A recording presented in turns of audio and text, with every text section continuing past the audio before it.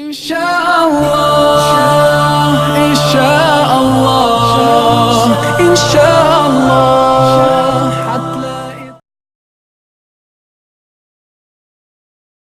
وہ جو الزامات لگتے ہیں ان کی جلدی جلدی میں 2-3 قسمیں بتا دوں.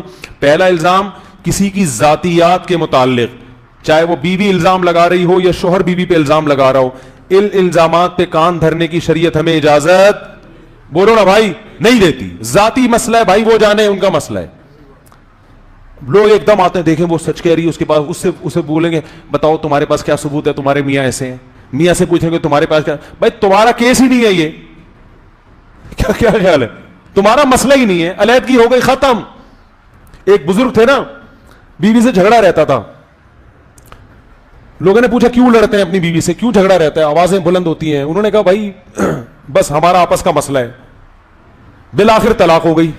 جب طلاق ہوئی ہے تو پھر لوگوں نے پوچھا بھی طلاق کیوں دی, تو انہوں نے کہا ہمارا آپس کا مسئلہ ہے.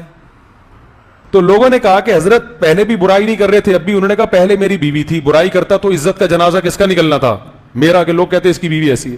اب جب میں نے طلاق دے دی, اجنبی بن گئی ہے, تو اجنبی عورت دنیا میں کروڑوں عورتیں, ان میں سے ایک یہ بھی عورت ہے. دنیا میں پتہ نہیں بہت کچھ صحیح بھی ہو رہا ہے, بہت کچھ غلط بھی ہو رہا ہے, تو مجھے کیا وہ کیسی تھی کیا تھی. لیکن ہمارے قوم میں یہ سینس نہیں ہے. طلاق کی وجہ میں گھسیں گے, کیوں دی.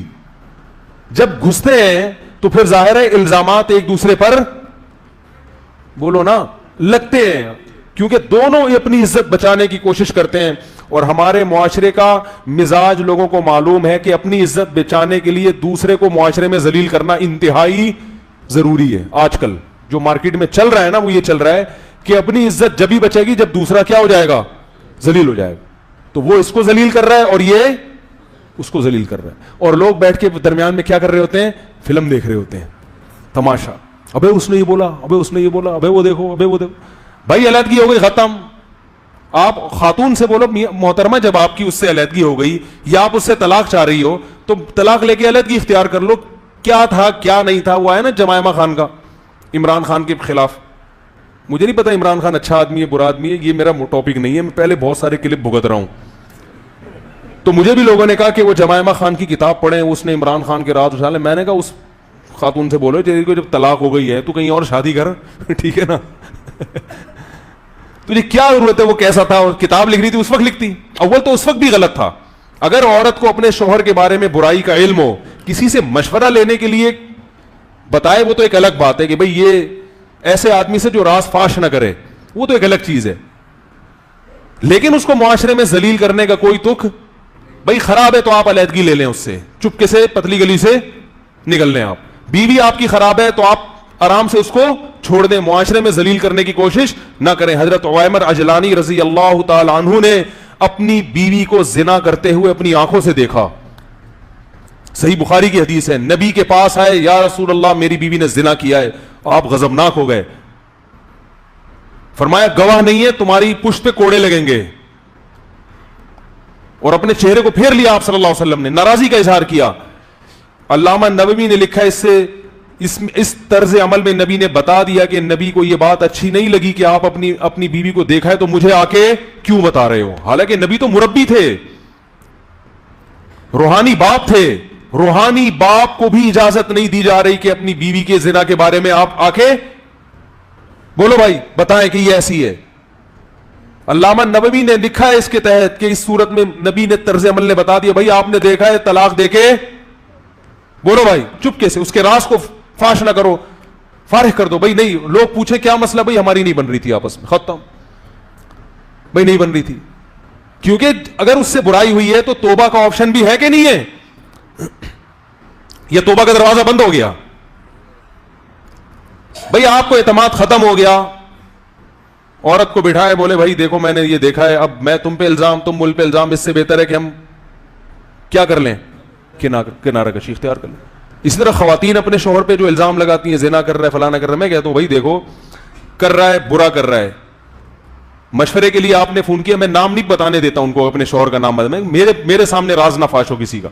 ہاں کوئی بہت بڑا فسادی ہو معاشرے میں, کچھ اس طرح کے کچھ لوگ ہوتے ہیں جو مذہبی رہنما بن کے لوگوں کو الو بنا رہے ہوتے ہیں اور بہت بڑے پیمانے پر ان کا فساد ہوتا ہے, وہ ایک الگ چیز ہے. وہ تو پھر داڑھی رکھ کے ان کے تو दाढ़ियां उन्होंने जाली रखी हुई होती है ना, वो तो मुआशरे में बाकायदा फसाद फैला रहे होते हैं।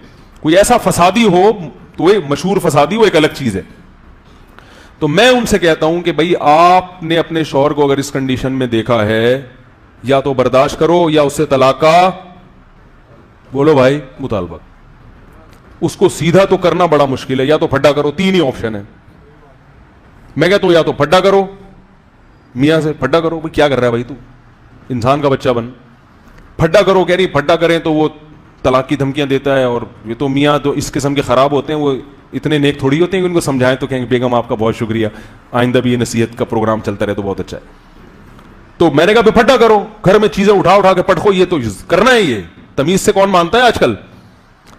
ऐसी खवातीन देखो कैसे उल्टे उल्टे मशवरे दे रहा हूं मैं।